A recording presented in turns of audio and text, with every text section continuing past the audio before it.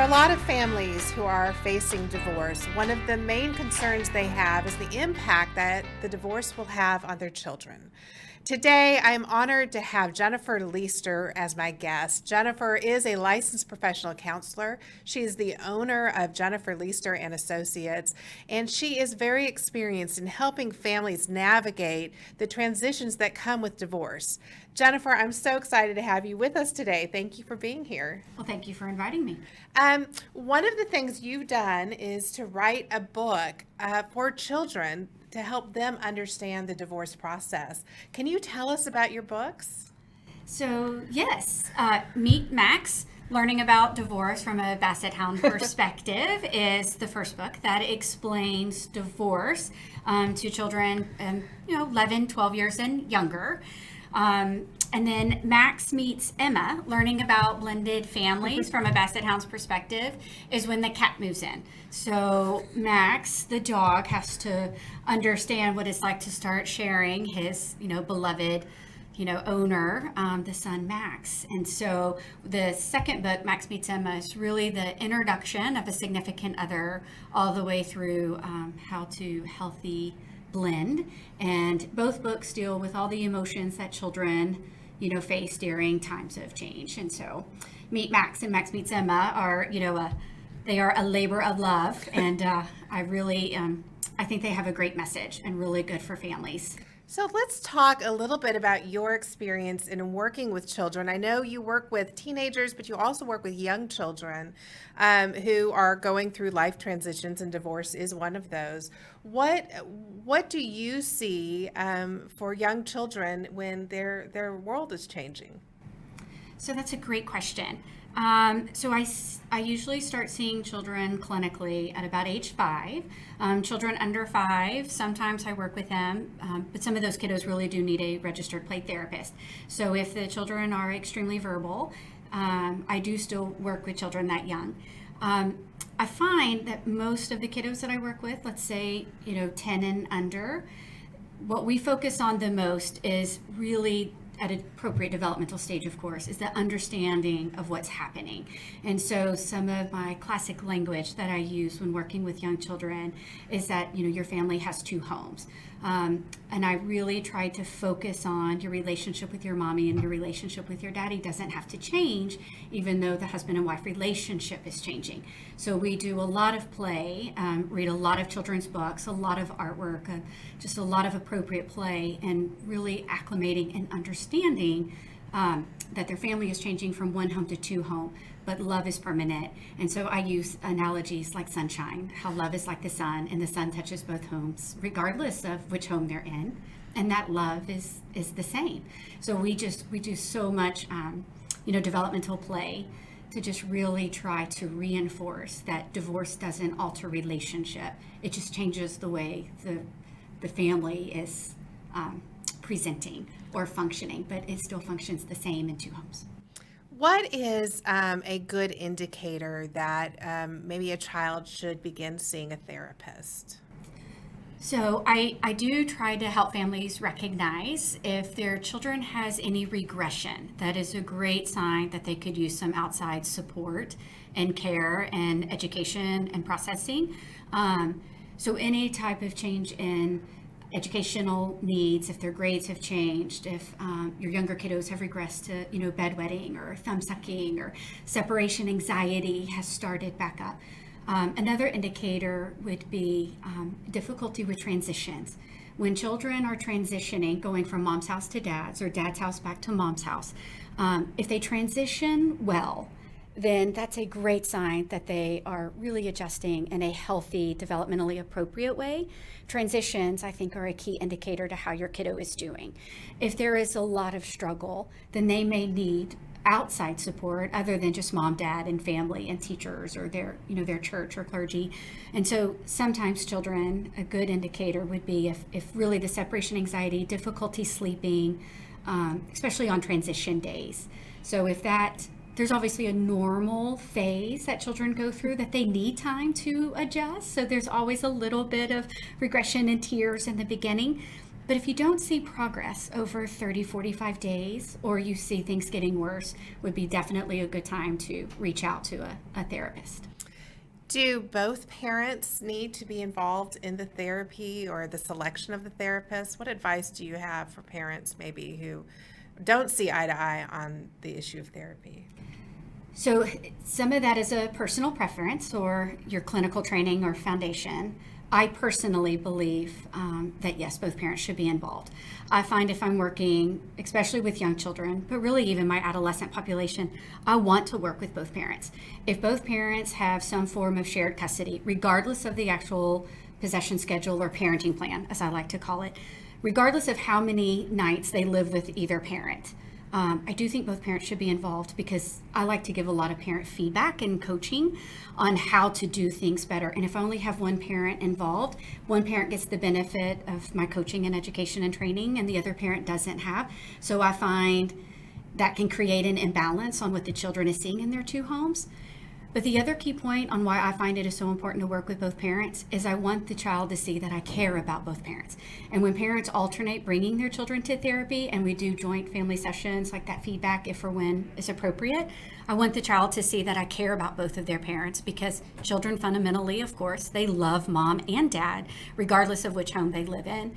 And I find it sends a deeper message to the child when both parents participate and they know that both parents care about their health and wellness and understanding of divorce. Sometimes there's a question about confidentiality with children, and especially when you're also working with parents. And parents may want to know the details of what you're discussing in therapy session. How does that work when you're working with a child? Oh, that's a great question. I'm going to break it down into two parts. Obviously, with the younger kiddos, I don't spend a lot of time explaining to them how confidentiality works. I do take time to at least explain it on their age-appropriate level. I do tell parents, I will give them feedback on themes that we talk about, what I think would be beneficial or helpful to helping the child. So I'll give coaching and feedback on developmental appropriate topics. But the words children say, they're actual like quotes, I do try to keep confidential unless the child gives me permission to share. With my teenagers, I spend a lot more time talking about the limits of confidentiality. There's of course 4 under our code, right? Suspected any type of child abuse or self-harm is a deal breaker, right? We have to disclose those things.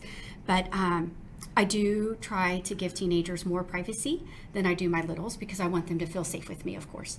But when I know teenagers are telling me something that really does affect the family, for example, if one parent is using them as a messenger, or the parent's high conflict, if that was occurring, is causing depression or anxiety. Those things, I really do try to get the teenager to give me permission to open that up and either send them to a family therapist if appropriate, if not, to allow me to do parent coaching to really try to decrease the stress that the divorce is putting on the adolescent. But I really try hard to never do that without their permission. One thing I know that can be confusing for people are the different roles that therapists play. So, for example, a husband and wife may be seeing a therapist for marriage counseling and want that same therapist to be the children's counselor. Is that advisable or even allowed? And what do you recommend with regards to individual counseling? So that too is a pretty complicated question. And so some of it really comes down to geography. Right here in North Texas, there's really a therapist on every corner. And so I am pretty strong in my boundary that if I'm in one role, of course, our licensure says you can never be in a dual role. If you're the marital counselor, I do think you need to stay the marriage counselor. But I'm also, try to be sensitive to out in rural communities or other areas around this state or in other states, you may not have as many child-centered or registered play therapists who can see children. And so sometimes I try to be more sensitive that therapists have to do what they believe is best, but especially in the Metroplex, I really like therapists to stay in their lane and whatever they, I always tell therapists when I'm training, especially my employees, is who is your patient. And you never want your client to be confused on who was your client at the time. And so I just think it is cleaner, more ethical, most appropriate to not ever blur those roles.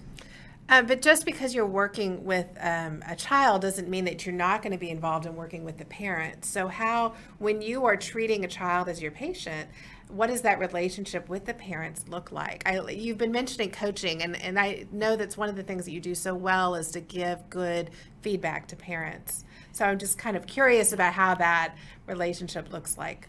So the actual way that I explain that to parents is that I am here to be an extension of your child. And so when I'm the child's therapist, the individual therapist, all of my coaching given back to the parent is really exclusively based on the child's needs. And so if either the parent starts saying, well, what about me and how I feel? Or what about my need or my anxiety or my depression? I am not going to treat that. I'm going to obviously, validate it, respect it, but I'm going to boundary those needs. And I'll offer either a family therapy referral or their own individual therapist for their needs. And so it is really important to me, based on my training, to give that parent feedback. But it is truly that. It is all the coaching and feedback I give is how to take care of my clients' needs.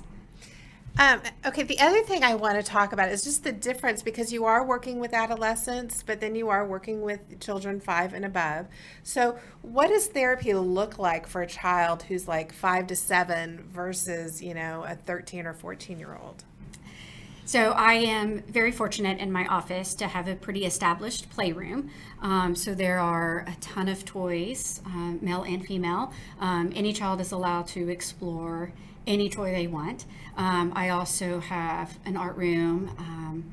I don't do sand tray anymore, but I know a lot of therapists who specialize in children also offer like sand tray and music therapy. So there's a lot of other techniques that other therapists can employ to really keep the children engaged. We know developmentally children learn through play, right? And so we know that to be able to really process, understand, feel, and a lot of children who can't truly express, it's very hard to talk about themselves from an I statement. And so it is much easier for some of my kiddos to be able to use toys and to be processing maybe a fight between mom and dad or a difficult transition. And so they'll use, whether it's toys or stuffed animals or art or, other activities that I have in the playroom, to really work through those types of thoughts and feelings that they have. And then to answer the second part of your question with my teenagers, I always love it when like a big 17-year-old, 6'2", big kid is like, hey, is that Candyland? And so it's really great. But the majority of my teenagers, right, they really do engage more in talk therapy. So kind of my 10 to 14, I find like to play dominoes and some other, some types of card games or something. So they don't just have to sit on the couch and stare at me. But some of my teenagers, they just engage in very normal, talk therapy. If a family right now is, living in conflict and considering whether or not to divorce, what advice do you have for them, just in general, about, the impact that divorce can have on children, and maybe things they can do to help mitigate the negative impact that it can have? So I love your question, and I'm going to kind of start with saying, reading AFCC journals and other books written on divorce. One of the things that I see consistently reported in the research is it isn't necessarily marriage or divorce that is what is the word I'm looking for? I'm so sorry. A precursor to if children are healthy or maladjusted. What we're looking for, what the research shows, is this really conflict. And so I want families to know, whether married or divorced, children can grow up happy, healthy, resilient, developmentally appropriate, launch into adulthood without any complication or concern. And it doesn't matter if it's married or divorced. It comes down to healthy relationship, healthy parenting, healthy co-parenting, whether that's in one home or two home. Are you working together as a parental unit, or are you working against one another? So whether that happens in marriage or divorce, I truly believe that I have seen very healthy, well-adjusted children living in two homes. And I have seen children truly hurting in marital families in their intact home, but the family has a ton of conflict. And so I do believe the research and what I've seen through AFCC and some other, journal articles that specialize in divorce, it really is about the conflict. And so I do encourage any family who is struggling with conflict to seek out marital counseling and to do everything they can to preserve their marriage. But if a husband and wife finds that divorce is necessary, and then, I do tell all my clients who come to me for a consult on how to tell children about divorce, is that they really just have to look at their conflict. And if you just cannot resolve the conflict, then raising children healthy in two homes could be more impactful. I think that's such an interesting point because, I have often said to people, and it's good to know that the research backs this up, but, divorce in and of itself isn't what I see as causing the pain in the child relationships, but really it is the conflict. And you don't have to be divorced to have conflict in the home. In fact, there are lots of homes with high levels of conflict. And we know that has such a negative impact on the lives of children. Tell us a little bit more about kind of what led you to create the Max books, because I think there's such a helpful tool for helping parents maybe find a way to talk about what this change in the family structure is going to look like. So in my own experience with working with children and what my clients were reporting back to me, Dinosaur's Divorce has been around for years, right? I would say that's a book that most professionals are very comfortable using and are aware of. It's a great book, and it has sold, I'm sure, millions of copies. And when it was written, it was a phenomenal book. I personally started finding that I wasn't reading the entire book in session, because the book started out explaining divorce and the feelings that children go through, which is all very appropriate information. But the book also includes second marriages. And so I found in the beginning I was reading half the book, because I didn't want in one setting to be explaining divorce, but also explaining blended families. And so I was only reading half a book in session. And I had a kiddo, just make a comment about that. And I was like, maybe I should try to separate out the books. And I do still use that book in session. I still reference the feelings. There's a page in the book that is very well written, that it has like 8 different feelings that children feel. And so I'll still use those different feeling faces to help children really recognize all those feelings are appropriate. But it drove me to want to write these books. So the children could just really separate out the 2 different topics. And when I researched how many books were just written on blended families, I really wanted to continue to develop the Max series. And so stay tuned. Maybe there's a few more coming, I hope. So where can people find your Max books? They are for sale on Amazon, just under Meet Max or Max Meets Emma. And then I also have maxmeetsbooks.com. And so you can also purchase them off the website, or jennifercounseling.com. They're on both of my websites. And you also have a really helpful video too for families. Can you tell us a little bit about the video? So yes, it's a very inexpensive video just explaining how to tell your children you're divorcing. And so I have scripted the conversation for any parents who are wanting more information on what exactly to say to their children or teenagers. And so it just gives you some bullet points and some language to use to just set it up as appropriately as you can. We know that conversation is going to be a big and impactful conversation in the life of that child. It's just going to be one of those moments probably that they won't forget, is when they learned that their mom and dad were getting a divorce. What tips, just can you summarize real quick, that people need to know when they're getting ready to have that conversation? So just a really quick tip, do the conversation together anytime that you can. Find children, process and receive the information when both mom and dad, or 2 moms or 2 dads, just whoever their parents are, if they are sitting together telling their children, our family is going to change. And I tell families, use the word divorce.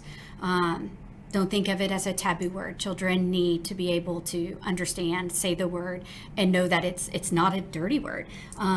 divorce is what their family is going through, and to be able to use the language.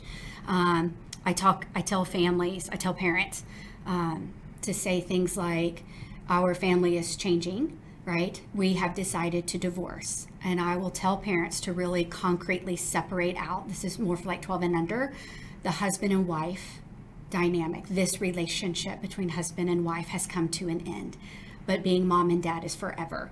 And I tell families to really be very concrete in their language and saying the husband and wife role has come to an end. That way children can continue to hear language, mom loves you, dad loves you, mom is forever, dad is forever. Those roles never change, because it is the husband and wife dynamic that has come to an end. They are always parents. That also helps me link parents to some accountability to one another, that they are forever parents, even post-divorce, and to continue to work on their co-parent relationship, which I recognize takes time and adjustment and new boundaries, but it can be achieved. I have very healthy, well-adjusted, beautiful families that I work with post-divorce, that the children are thriving. And so if you find yourself facing a difficult situation, and if you are thinking about ending your marriage and you're thinking about divorce, I do want to offer hope, because collaborative divorce definitely provides a foundation to ending a marriage, but setting up a co-parent relationship and restructuring what that relationship looks like and the communication and boundaries that are needed to raise children in two homes. Okay, you're going to have to stick around, and we'll do another part to talking about collaborative divorce and how that can help families. Jennifer, I want to thank you for taking time today to come and share with us some of your wisdom and insight that you've gleaned from working with kiddos in the divorce for families who are going through divorce. I think you are such a tremendous resource in our North Texas region, and I feel thankful to get to know you and to have benefited and learned so much from you. So thank you for being with us. Well, thank you for having me.